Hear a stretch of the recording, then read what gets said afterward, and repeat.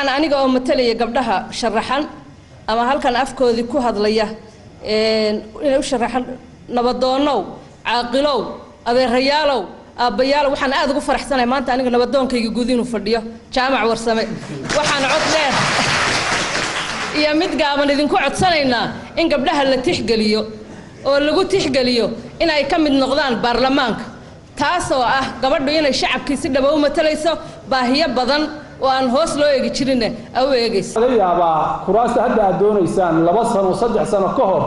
rag inuu doonayay oo gogol u dhigtay baa laga yaabaa suurtagal haddaan marka taasna intaa kaga baxo wax dhibihi ma jiraan waxna la idin lama nacsanee waxa weeye rag waana idinka hunguri badan yihiin waana idinka orod badan yihiin wax badan oo aad ka xishootaan ama meelo badan oo aad ka gabataan buu isagu iska gelaya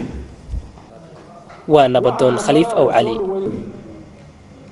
waxaan kaloo qiraynaa inay aad iyo aad uga firfircoon yihiin waxyaalo badan oo ka mid ah ragga sida hadda arrimaha la sheegay oo marka loo dhiibayo meelaha maaragtay dhaqaalaha ama musuqmaasuq laga hadlayo isugu ogaanaa inaynu helno gole wakiilo oo tayo leh oo waxa aynu u igmanay ama aynu u dirsanay inoo qabta golahaasi oo ah gole loo dhan yahay oo ay ku jiraan rag iyo dumarba oo annagii matalaad inaan ogolan gabdhihii maanta waxaan aaminsanahay in dastuurka lagu daro inay noqoto wax oo nidaam ah oo aan isku waafaqan oo ku heshiino taasuna waxay keenaysaa waa matalaad muhiimadu inay gabdhihii ay yeeshaan matalaad ay mujtamacii ka mid yihiin oo ay ku matalaan ummadda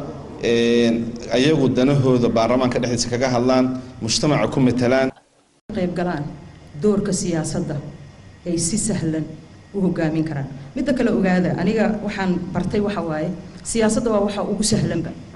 shaqaday hayaanaaba ka culusba shaqada technical ah ayaa ka culus shaqada siyaasadda